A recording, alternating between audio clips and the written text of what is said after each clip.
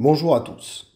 Le comparateur est un appareil de mesure utilisé dans bon nombre de domaines techniques, en l'occurrence celui qui nous intéresse, le tournage et le fraisage. Le comparateur sert en règle générale à réaliser des opérations de métrologie.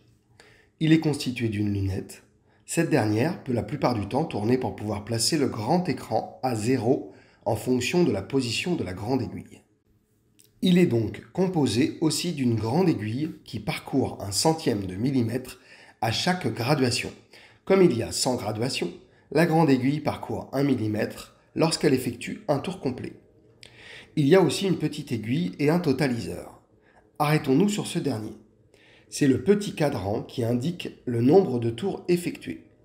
Chaque graduation du totaliseur représente un tour complet de la grande aiguille, donc 1 mm. Cela implique que la mesure ne peut pas dépasser 10 mm, puisque le petit cadran a 10 graduations. D'ailleurs, l'appareil arrive en butée lorsque cela se produit.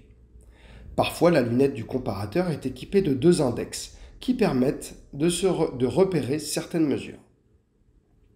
Pour finir sur la présentation du comparateur, il est équipé d'un canon, d'une tige et d'une touche. Cette dernière peut être remplacée par une touche avec une forme spécifique, soit plate, soit bombée avec un certain diamètre pour réaliser des mesures spécifiques. Voyons ensemble le principe de fonctionnement. Le comparateur est constitué d'une tige mobile en translation. Le déplacement de cette dernière est transmis à un dispositif mécanique capable de transformer la translation de la tige en rotation de l'aiguille. L'angle total de rotation est proportionnel au déplacement en translation de la tige. C'est le système de roue dentée et crémaillère à l'intérieur du comparateur qui permet cela, comme vous pouvez l'observer sur la vidéo. Il y a 2 types essentiels de comparateurs, le comparateur classique et le comparateur orientable, mais le principe de fonctionnement est le même pour les deux.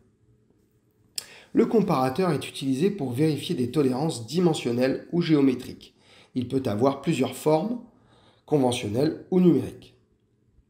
Lorsque le comparateur est conventionnel, sa précision est d'un centième de millimètre. Généralement, lorsque c'est un comparateur numérique, sa précision est 10 fois supérieure. Elle est donc d'un micromètre. On utilise généralement un support de comparateur magnétique qui permet de stabiliser l'appareil lors de la mesure. On peut utiliser aussi des tables de comparateurs qui permettent de réaliser des mesures avec beaucoup de stabilité. Il existe de nombreux domaines d'application concernant l'utilisation d'un comparateur. Je vous en cite quelques-uns. Le dégauchissage d'un étau, la métrologie, le dégauchissage d'une pièce cylindrique, les opérations de centrage, etc. Voilà, vous savez à présent ce qu'est un comparateur et à quoi cela sert. Mettons à présent en application cela en réalisant quelques exercices. À bientôt.